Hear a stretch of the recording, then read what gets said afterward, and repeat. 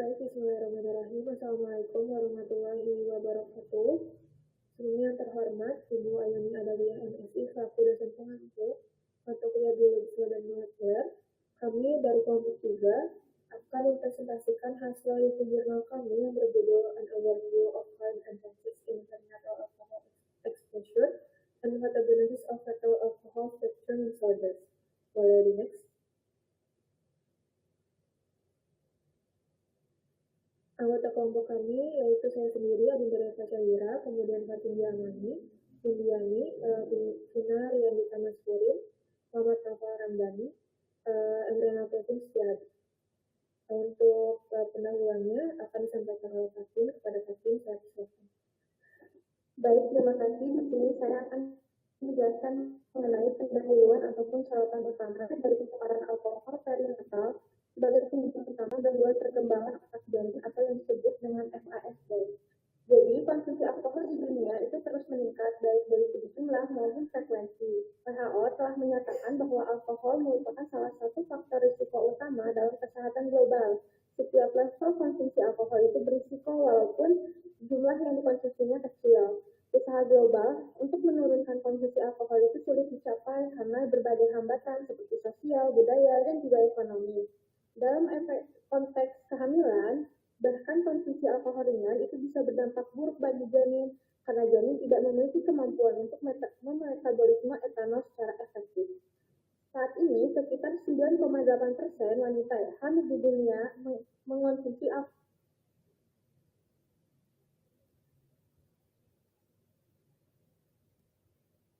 Plasenta dan langsung mempengaruhi perkembangan janin. Hal ini menciptakan prenatal alcohol exposure atau PAE yang mengarah pada berbagai gangguan mulai dari yang ringan hingga berat. Penyebabnya beragam, seperti kurangnya edukasi, tidak mengetahui kehamilan di awal, atau pengaruh sosial. Di situ dapat dilihat dari gangguan-gangguan yang terjadi karena alkohol. Yang pertama itu adanya aktivasi sistem imun ibu. Jadi alkohol itu akan memicu reaksi inflamasi dalam tubuh ibu. Memicunya itu seperti neuroinflamasi dan juga stres oksidatif dan dapat menstimulus pelepasan sitokin proinflamasi dari sistem imun ibu. Sitokin ini dapat menembus ke janin dan memicu perubahan imun pada embrio. Selanjutnya juga ada modifikasi epigenetik, yaitu metilasi atau hypermetilasi DNA. Tentunya bisa menyebabkan gangguan dalam ekspresi gen yang penting untuk perkembangan otak dan sistem imun. Adanya juga perubahan sistem imun janin, yaitu peningkatan sitokin proinflamasi, aktivasi mikroglia, dan astrosit di otak janin. Juga ada gangguan pada jalur-jalur gen yang menyebabkan perubahan jangka panjang pada fungsi kekebalan tubuh bahkan setelah lahir. Lalu juga ada risiko gangguan mental pada anak. Jadi karena kerusakan neurologis akibat PAE itu dalam jangka panjangnya dapat menyebabkan penurunan kecerdasan, gangguan perilaku, juga ada gangguan depresi, gangguan kecemasan, bahkan hidup sosial anak pun bisa terganggu. Mungkin cukup sekian dari saya lanjutkan ke presenter selanjutnya. Baik, terima kasih. Untuk selanjutnya di sini ada kita akan melihat bagaimana konsumsi alkohol pada kehamilan ini bisa menjadi kerusakan pada otak janin melalui stres oksidatif dan juga inflamasi. Ya. Di sini kita bisa lihatnya pada gambar gitu. Etanol masuk ke dalam sel janin ini menghasilkan ROS atau reaktif oksigen spesies gitu. Nah, secara biologis, si ROS ini itu terbentuk dari etanol yang dimetabolisasi oleh alkohol dehidrogenase gitu. Nah, di sini juga kita bisa lihat pada gambar ini ada antioksidan, di mana antioksidan ini berfungsi sebagai penetralisir dari si ROS ini. Namun pada saat dalam kehamilan gitu, janin ini itu masih sistem antioksidan itu masih lemah gitu, jadi belum sempurna sehingga ROS ini terjadi penumpukan ROS dan juga akhirnya terjadilah si stres oksidatif ini. Nah, kemudian kita juga bisa lihat di gambar panah B, di situ menunjukkan bahwa si etanol ini juga enzim NOx atau NADPH oksidase pada mitokondria, yang mana ketika aktivasi NOx ini terjadi itu akan menambah si ROS-nya gitu, jadi berlipat-lipat. Jadi stres oksidatif ini semakin berat gitu. Nah, kemudian kita juga bisa lihat panah yang C itu di mana ROS ini akan mengganggu DNA gitu. Jadi menyerang DNA secara langsung dan juga menyebabkan kerusakan rantai ganda yang memicu apoptosis atau kematian pada sel. Jadi itu bahkan bisa menyebabkan mutasi gitu. Nah, yang panah D di mana ROS ini juga akan mengganggu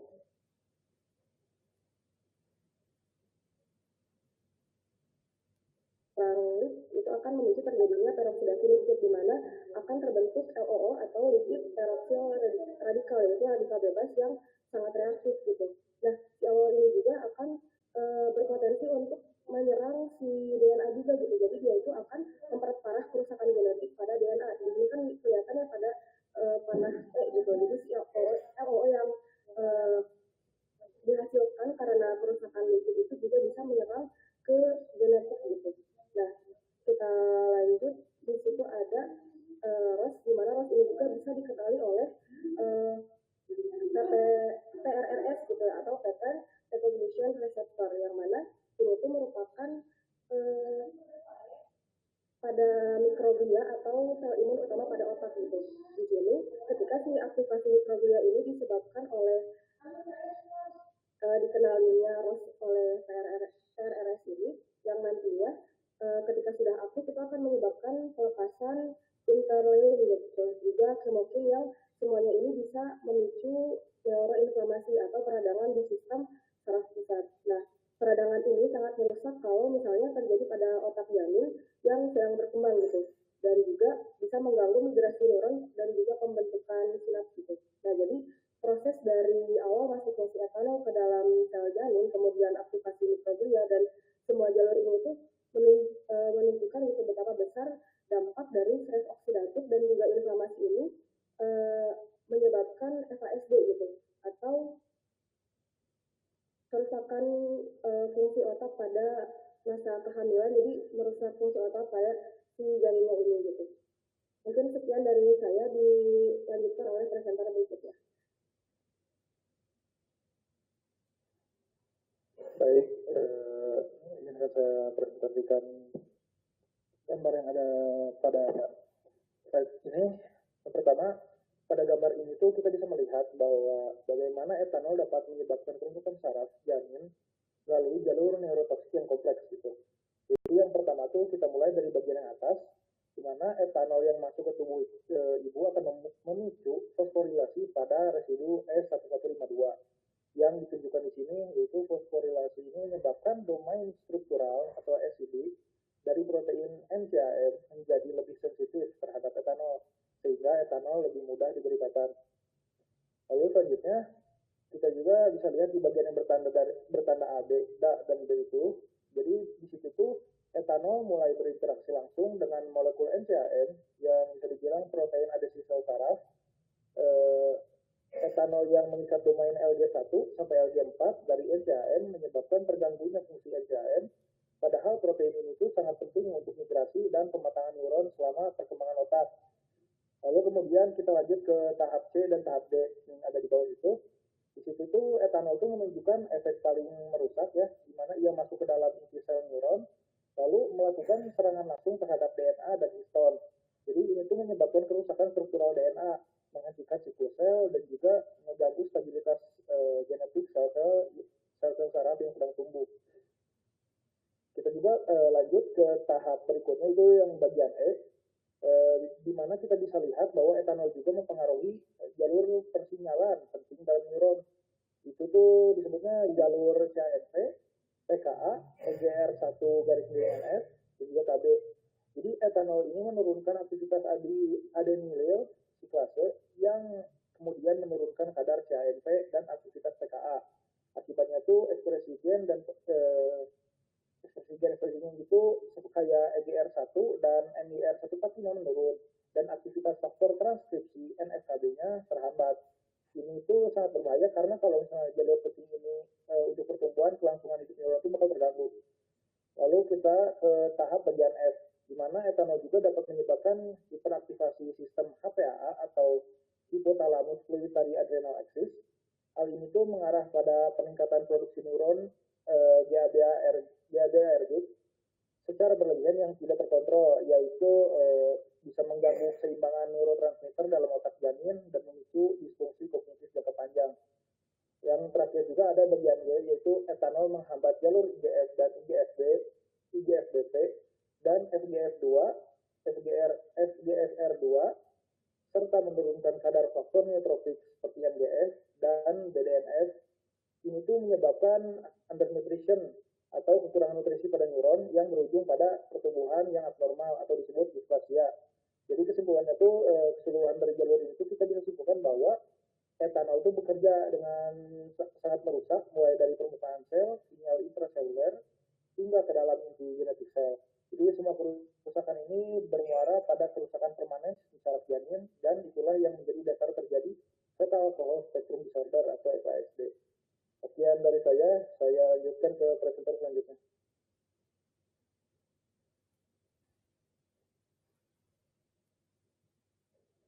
Baik ya, di sini saya akan menjelaskan bagaimana alkohol atau etanol ini khususnya saat dikonsumsi selama masa kehamilan sehingga dapat menyebabkan gangguan perkembangan otak pada janin begitu. Nah, terutama melalui kerusakan pada interneuron GABA. Nah, pada saat etanol terkonsumsi oleh ibu hamil, maka akan terjadi yang pertama itu bisa dilihat di mana etanol melewati sawar darah otak janin yang belum sempurna. Itu yang ada tanda huruf A.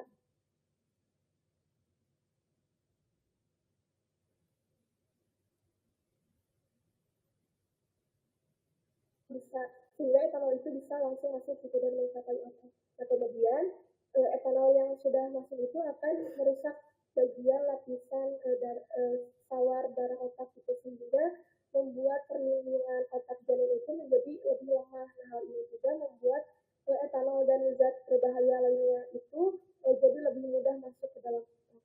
Nah, lalu setelah itu etanol juga meningkatkan aktivitas sumbu HPAA yang di bagian B bisa dilihat, yaitu sistem yang mengatur hormon stres. Ketika sumbu itu terlalu aktif, maka hormon stres dalam tubuh janin akan meningkat gitu dan mengganggu proses perkembangan otak.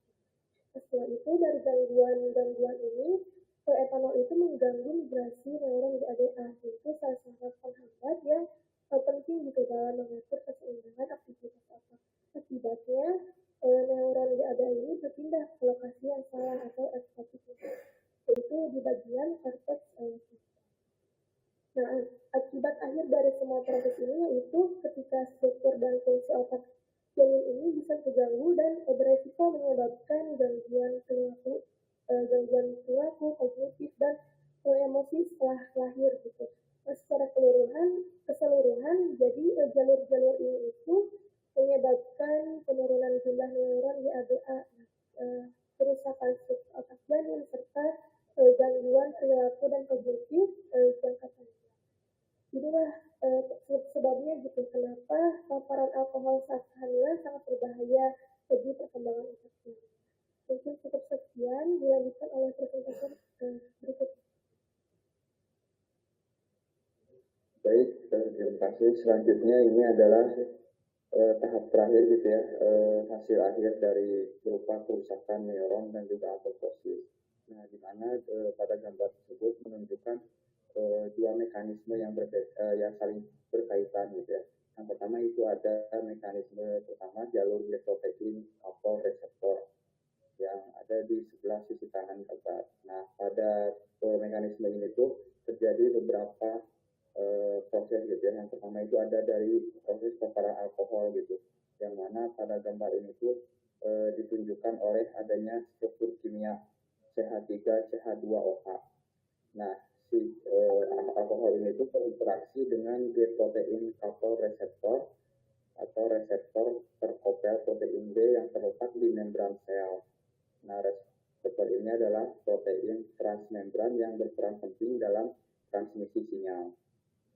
Kemudian terdapat proses aktivasi G-protein coupled reseptor, yakni ketika si alkohol ini berikatan dengan reseptor, kemudian ia mengaktifkan reseptor tersebut, yang kemudian reseptor tersebut akan mengaktifkan protein G yang terkait. Nah, kemudian setelah itu ada aktivasi fosfolipase C, yakni aktivasi protein G yang menyebabkan aktivasi enzim fosfolipase C.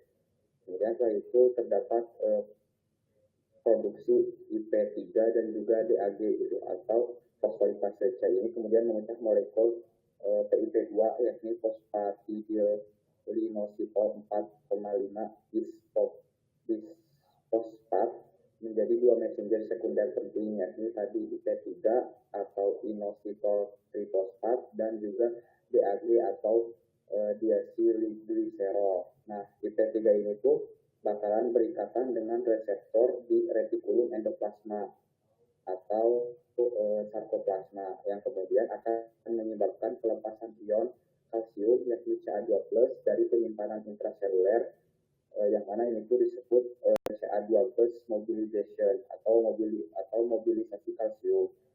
Kemudian diacylglycerol ini bersama dengan Ca2+ akan mengaktifkan protein kinase C. Kemudian peran si protein kinase C itu adalah sebagai enzim yang terlibat dalam berbagai proses seluler, termasuk regulasi pertumbuhan sel, kemudian diferensiasi dan juga respon imun. Dalam konteks ini itu adalah aktivasi PKC oleh alkohol menunjukkan jalur sinyal yang diaktifkan.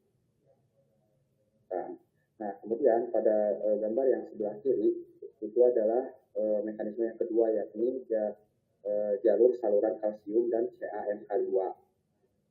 Nah, yang pertama itu ada proses influx Ca2+, yang mana pada gambar ini menunjukkan si influx Ca2+ ekstraseluler ke dalam sel melalui saluran ion yang digambarkan sebagai protein transmembran dengan pembukaan.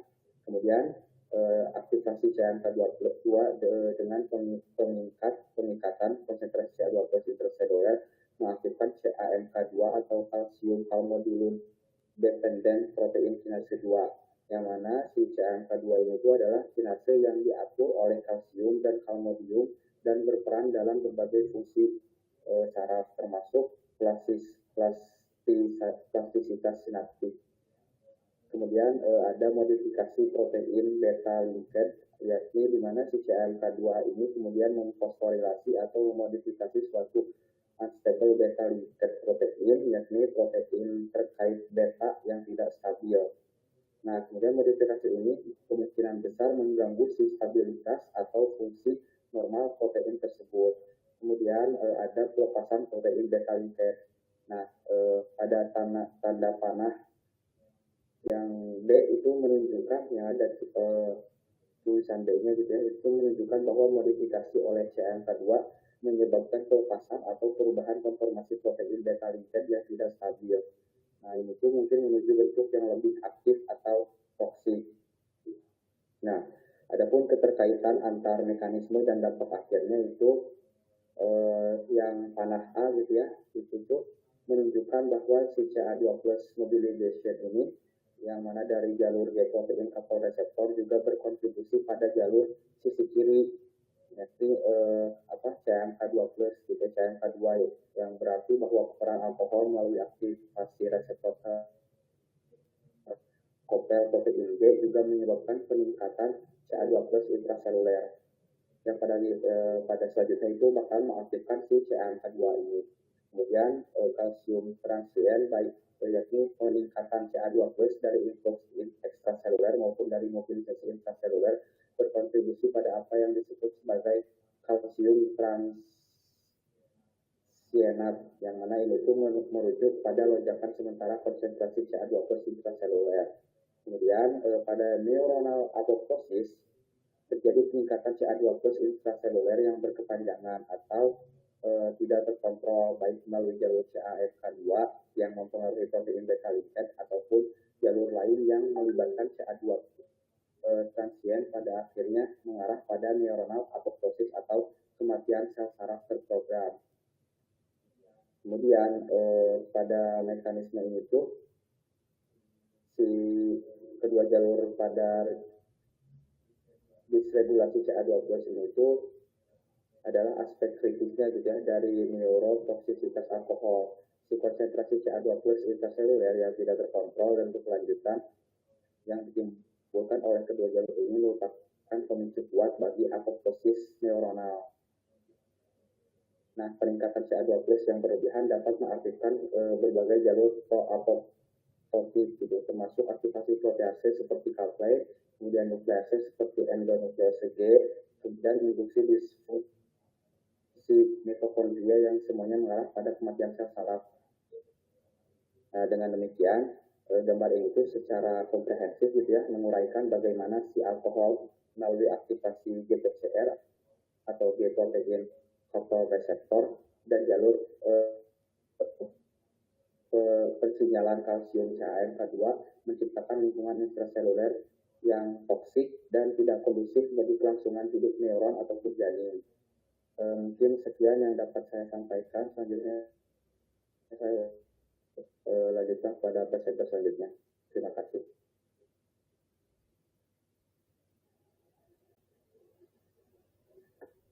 Baik, selanjutnya itu ada status studi FASD terkini.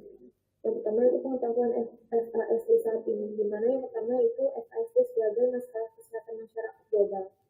Jadi meskipun kesadaran akan bahaya konsumsi alkohol ini tuh selama kehamilan menjadi relatif tinggi secara global, sehingga FASD ini menjadi isu kesehatan di masyarakat secara luas.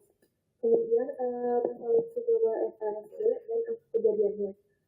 Jadi ada meta-analisis selama 5 tahun terakhir yang menunjukkan bahwa prevalensi global FASD adalah sekitar 7,7 per 1000 kelahiran.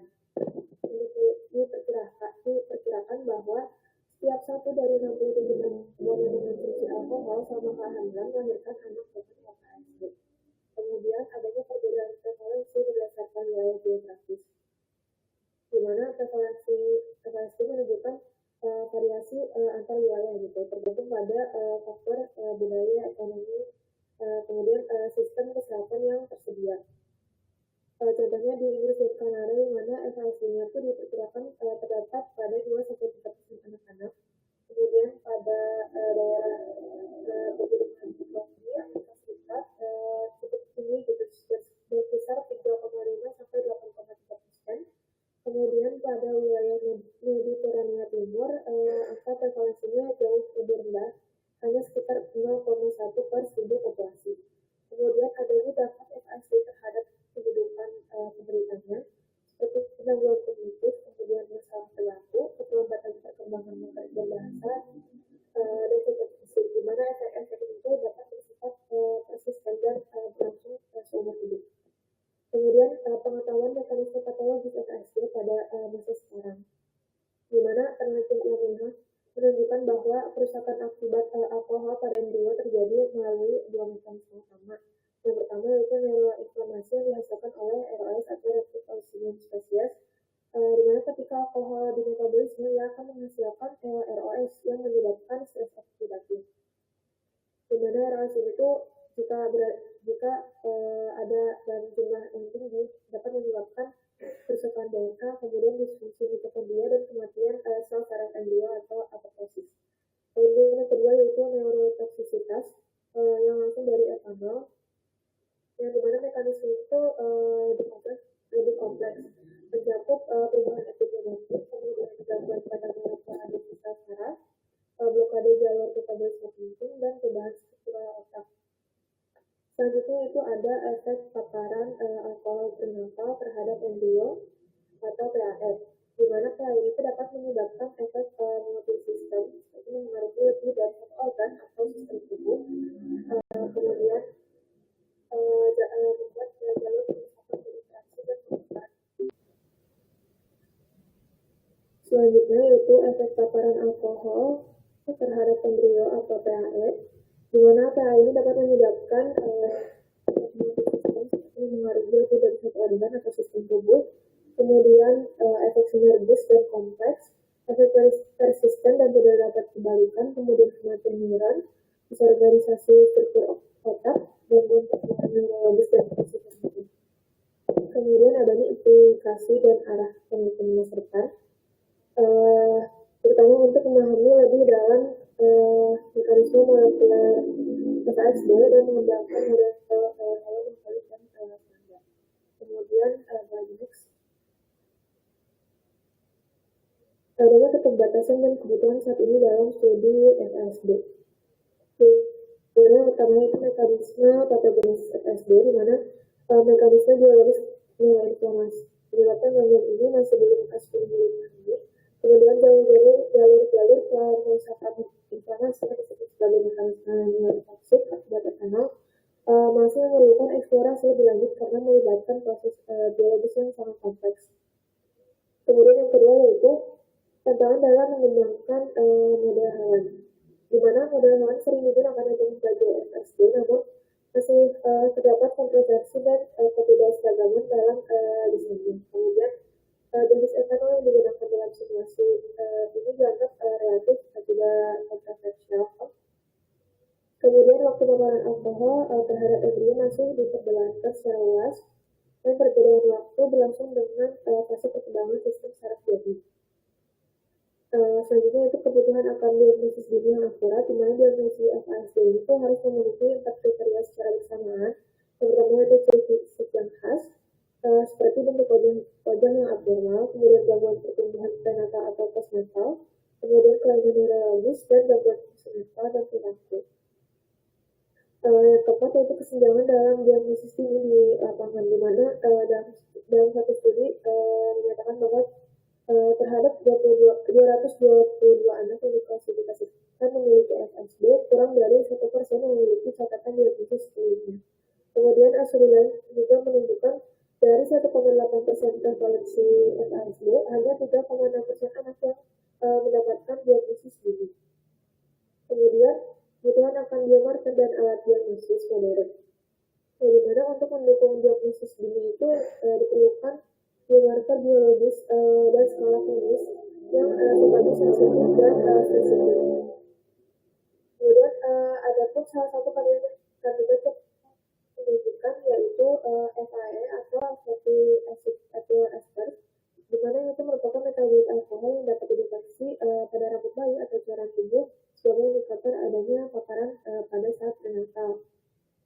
Kemudian adanya realitas sosial, di mana meskipun pastinya selalu ada gitu kampanye edukasi yang terus dilakukan, namun data itu tetap menunjukkan bahwa konsumsi alkohol selama kehamilan tetap terjadi, bahkan dalam beberapa wilayah ketergantungan alkohol pada ibu hamil itu meningkat setiap tahunnya.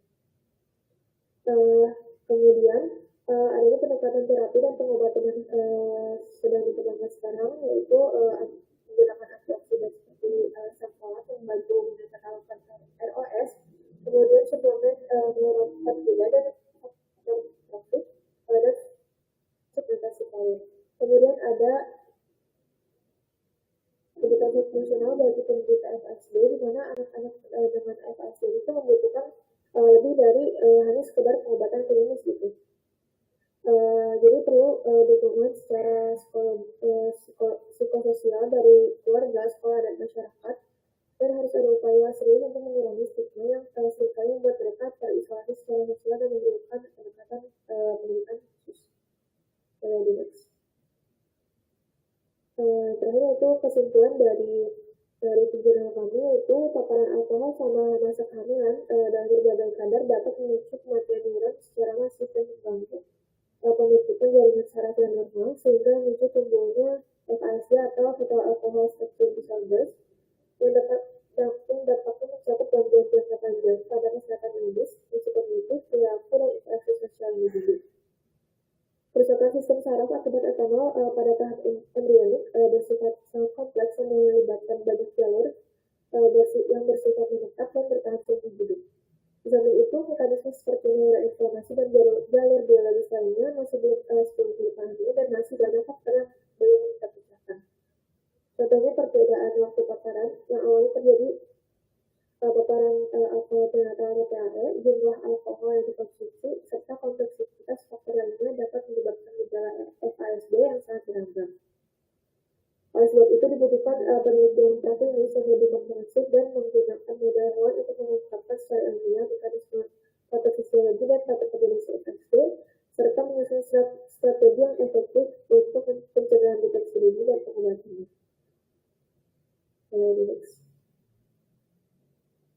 Baik, mungkin sekian pemaparan review jurnal yang dapat kami sampaikan. Kurang lebihnya mohon maaf. Assalamualaikum warahmatullahi wabarakatuh.